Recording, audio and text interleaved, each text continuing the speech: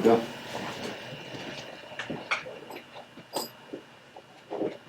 Go ahead. Welcome. This is J.C. Spencer, and I'm with Dr. Reg McDaniel. Of the 700 medical doctors, PhDs, and MDs that I have studied under, Dr. Reg McDaniel is the apex of these doctors. He's been my main tutor, my main teacher over many years. Welcome, Dr. Reg. Thank you, J.C. It's been an exciting journey so far, and this journey has just begun. I hope so. You are one of the leading pioneers in glycoscience, and you have made some serious discoveries. You've learned so much in this whole area that I believe it is the future of medicine. And I want us to discuss a little bit about being a pioneer in glycoscience, looking back at the beginning and looking back just a few stories of back when you were in the beginning stages of learning about glycoscience. I know the word glycobiology was coined in 1988 at Oxford University, and so that's how new the science is. This is a really relatively new science that I believe is the future of medicine. Well, it certainly was news to me because I didn't start out with the idea of getting involved in glycoscience or natural products. I had the conventional medical pharmaceutical orientation, and it's been quite a journey, and I might add a spiritual journey when you find out just how basic this is to life on plants and in animals and just life that exists here on Earth. I believe that not only do the glycans and glycoproteins that surround every cell of our body, and they tell us that there's between 800,000 and a million per cell coating the cells of our body. And so that is such an awesome technology. And we're just in really the beginning stage of learning about what all the glycans do. Well, it's been quite a change. Particularly, I got started in 1985. Okay. And the changes that have happened in society as well as the attitudes of professionals and scientists is quite remarkable over the years. Yeah. Tell us about I know that to get something new approved by the FDA is a pretty difficult task. And I understand you had a little bit of a challenge in that area. Well, that's an understatement. You've heard oft-time about red tape and farms and more farms trying to deal with government agents. And that certainly was a task. In fact, we started out in the 1980s at Carrington Laboratories, and a firm in Dallas named Shotwell and Carr had a business that just what they did was to help small companies work through the administrative process of the Federal Food and Drug Administration and the USDA, the U.S. Department of Agriculture. And in fact, they had a record that they had helped more small companies get government approval for animal and human products to support health than any other firm, because most of your big pharmaceutical companies have these type of people within their organization. This was an independent organization just to help small companies work through the arduous process of government approval. Right. Wasn't some of the studies done right there in Houston at the MD Anderson Cancer Center? Yes, particularly in regard to the protective benefits of the active ingredient from the aloe vera plant, which is what was the focus of the research for Carrington Laboratories. They found out at MD Anderson in the radiation basic science area that they could take shaved rats and radiate them and give 8 gray more radiation with a very dilute film of the active ingredient from the aloe plant on the skin.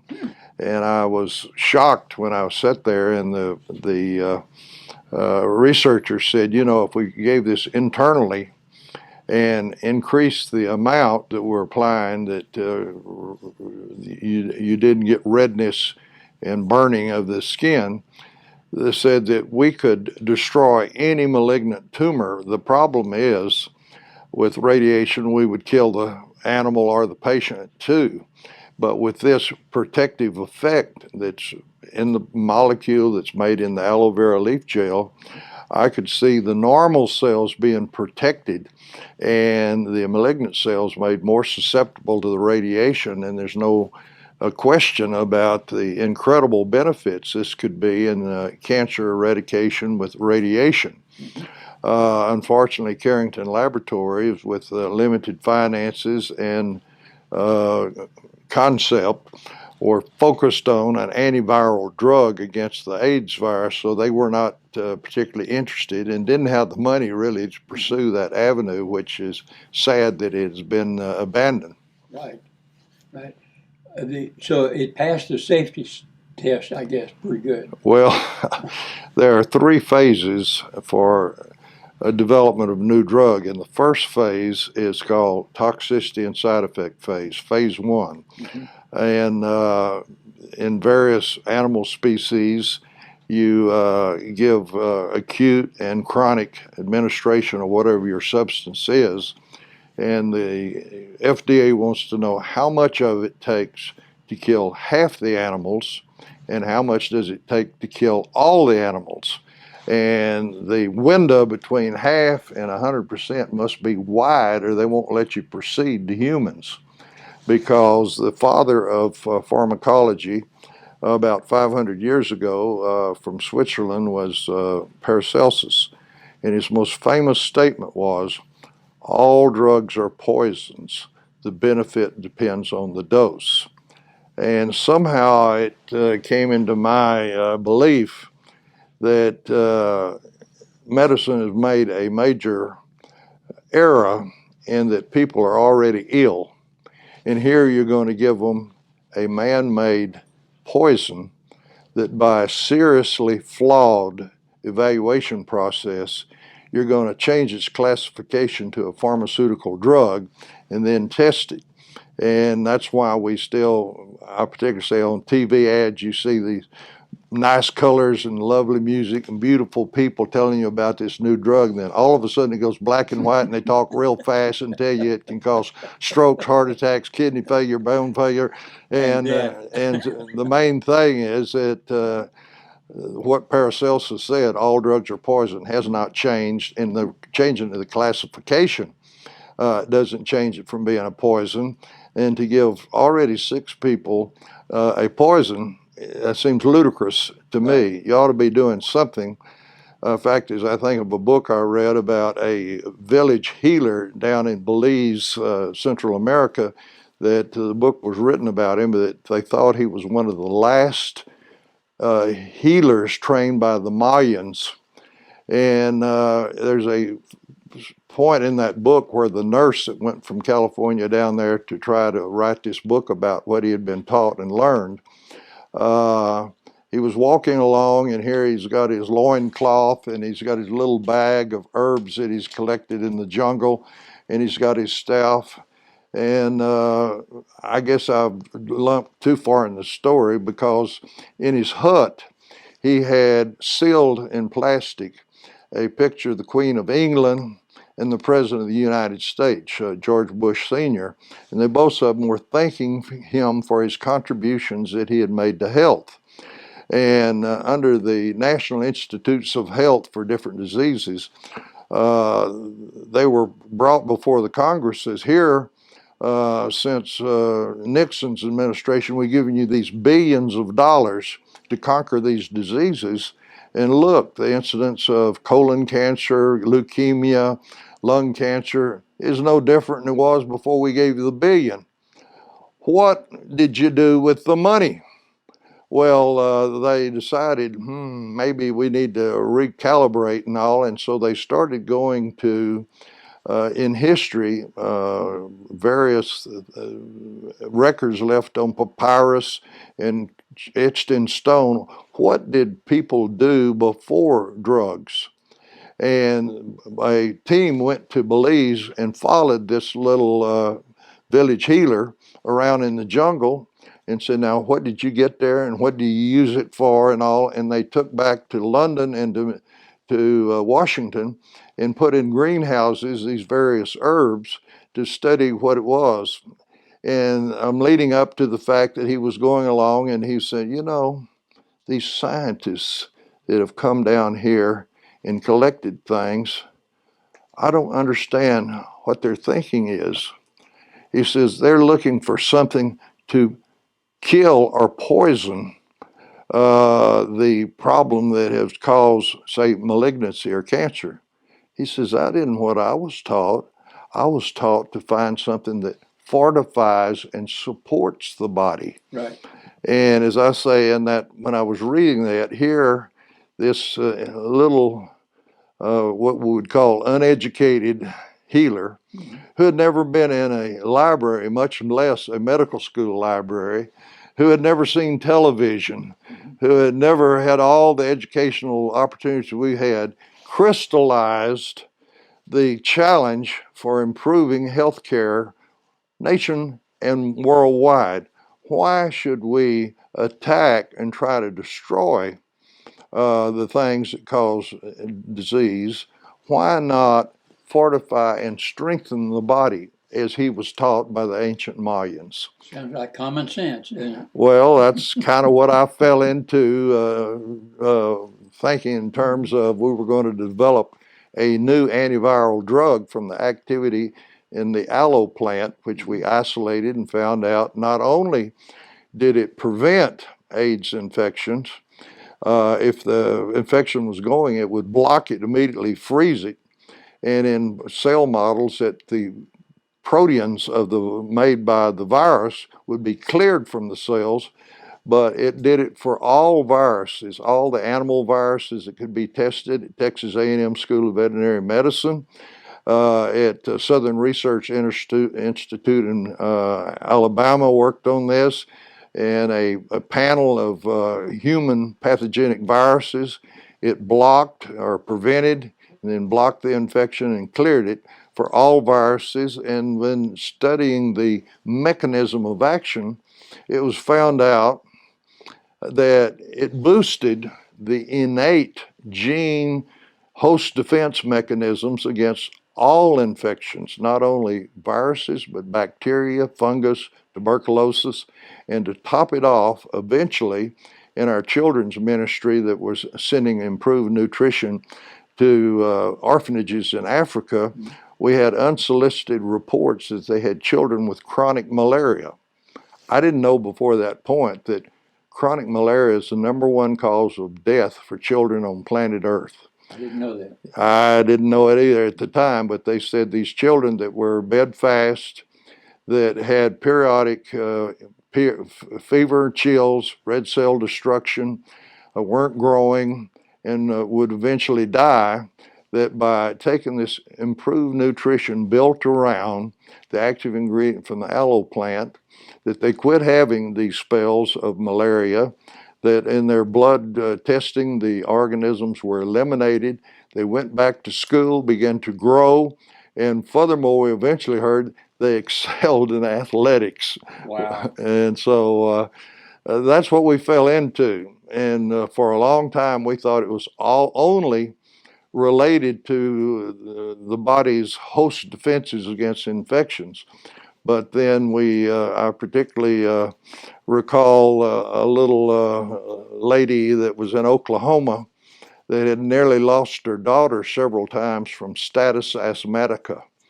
In ICU, this child had very fast heartbeat, which is the reason some children die of asthma. Their heartbeat gets 160 to 200, and they die from exhaustion of the heart. Well, she had been a financial burden being in ICU, but had nearly died 3 times. And she saw our scientific posters on the wall in my hospital that we'd presented for the research done at Carrington Laboratories. And she said, this might help Rosie. So she took it back to Oklahoma, and it's been over 30 years now, and she hasn't had an asthma attack, much less be in ICU again. Went through a pregnancy, and the punchline to the story is it worked so well for Rosie that she and her mother and I got married. And we've been married 30 years. But that was the first really hint that we had something far beyond just protective against infections from the active ingredient from the aloe vera plant. And that's a brief introduction. Now, is this some of the research that you took to the FDA and sit down with them in Washington to try to get them to approve something? Tell us about that story. Well, in 1986, we were in a darkened room at the FDA, and I was running a PowerPoint presentation. And this voice in the darkness said, Dr. McDaniel, what will be your label claim for this white powder from the aloe plant? I didn't realize that he was speaking in singular terms. Well, I responded and gave him about 6 different diseases that we had encountered beyond anti-infectious. Mm-hmm. And the voice says, you can only have one label claim. I said, but I didn't tell you about, and I named about 5 or 6 more. They turned on the lights, the people stood up, walked out, and they never came back. And before that, I didn't realize that medicine and the Food and Drug Administration is oriented one drug, one disease. And it's even when you get into infections, more specific than that. If you have, say, a bacterial organism that in ground stains turns red or blue, you use different antibiotics. And actually, it's even more than that. If it's in your blood, if it's in the urinary tract, if it's pulmonary, or if it's skin, you may use another antibiotic for that thing. So it's more than one drug, one disease. That was heresy in medicine and science. And so that was one of the reasons we got kicked out of the FDA. And, we couldn't proceed to make it a drug. The other point was that slowly we found out every deviation from normal and deviations from normal health for communication purposes are called diseases or syndromes. And every one of these, whether they were physical or mental, improved over a spectrum from minor to virtually 100%. And this was the second terrible stroke of heresy in the drug medical paradigm. There was no toxicity. And number 2, too many good things happened. But there's got to be toxicity. Well, That's one of the requirements, isn't it? That's a characteristic of all man-made drugs, because the mechanism of action of drugs is to interfere with the engineering and design of life, or the way the body works, to eliminate or reduce symptoms. And actually, the drug companies want a drug that as long as you take it, you feel better or you look better. And if you quit taking the drug, it'll come back. That's good business. But it interferes with the way the biochemistry and the physiology of the body works to reduce and eliminate symptoms. Fortunately, here we had all this research that Carrington Laboratories had raised $20 million to try to make a drug of the active ingredient from the aloe plant, which incidentally we found was acetylated mannose, which they call acemannan, that it worked through the genes. And in terms of the anti-infectious thing, if you stop and think, we got over a common cold or the flu or measles, mumps, chicken pox without going and taking some kind of antiviral drug. That's nearly everybody has had these experiences or know of it.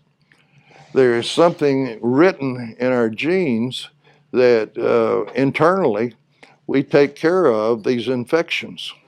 I don't think I've had a cold in 25 years. Well, Is that supposed to happen? Well, you have been exposed to more comprehensive nutrition for a long time, just as I have. My wife's a physician, and all of a sudden in the last year, she said, you work in a hospital and all this disease and all these sick people, but you've never spent a day in bed as long as we've been married with the flu or any kind of crud that's going around among patients and employees in the hospital. And it's because the mechanism of action of the active ingredient of the aloe plant boosts that internal defense mechanism that's written in the genes by more comprehensive nutrition. Nutrition supports cellular synthesis of compounds that carry out the physiology of, say, host protection and healing, and particularly balancing the biochemistry and the environment within the cells, and that makes you feel better. And as I frequently say, what is really written in the genes?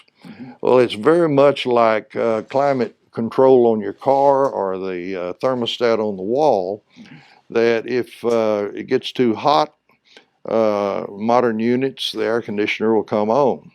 If it gets too cold, the heater will come on, and it is a comfort zone that you set it for. Modulation. Modulation. You jumped my story. Oh, sorry. Anyway, the genes have multiple steps in biochemistry to increase or turn on an activity or to turn it off and reduce it. And this so-called comfort zone is not particularly a comfort zone, but is a normal range. And the father of physiology, Dr. Hans Selye, called that homeostasis, or balance in all the different biochemical and physiological systems in the body. And when you're in that homeostatic zone, lo and behold, you don't have any deviations from normal. So we don't treat, cure, or mitigate disease with nutrition. All we do is support the normal biochemistry and physiology that is written in the genes, and it requires nutrients to do this. Just makes common sense.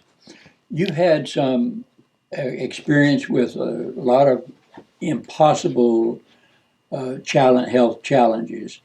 I believe I heard you tell one time about an ALS patient in Las Vegas. Well, I don't know where it is now, but I had a video sent to me by I believe it was a person either in the northwestern United States or Canada, that in the first part of the video, the person had ALS or Lou Gehrig's disease and was just couldn't mobilize and was very disability in the segments. Then they went on this more comprehensive nutrition built around the active ingredient from the aloe plant, acemannan, and they showed on this video running, coordinated, just you would never know there was anything wrong. Now, I don't want to mislead anyone that anyone that takes this that has ALS is going to get a benefit. As I frequently say, the only thing I've ever seen it's 100% is death, taxes, and scoundrels will run for public office and get elected. All three of those things are 100%. And the incidence of improvement is, to me, astounding by use nutrition to address the cause for the deviations from normal and to bring them into the homeostatic or a basic zone. For example, the highest level of evidence-based science we've been able to do, because you can't do any research without money. I mean, it's been, you're sitting with one of the most blessed people you've ever known, but all the benefits that I have been associated with, kind of not as I would say I did it or anything, but I view myself as a messenger and servant to bring information or education so that people can improve their health through more comprehensive nutrition. But behind me is a scientific poster of the highest level of we've been able to do, because a family in West Texas gave us the funds to do the research. Came right through the door of this lobby and had a $200,000 check in her hand. I was amazed. Mm-hmm. For years, I'd been looking for pennies and dimes and nickels to do research, and here was a $200,000 check, and her story was that her husband built drilling rigs to hunt for gas and oil, and he had sold several, and he needed a tax write-off, so he gave her this check for $200,000 to give to some charitable source. And she says, we've had 5 family members die of Alzheimer's. We want to do research on Alzheimer's. Mm-hmm. Well, I went just a few miles to the east here, to University of Texas Southwestern Medical School, and I did 2 residency programs there, and I had been on the clinical faculty and come in and teach residents. So I went over there because it's one of the, I believe, high-tiered medical schools and centers in the country, and tried to get them interested in doing this research with this $200,000 for the Alzheimer's. The response was to kick me off the clinical faculty.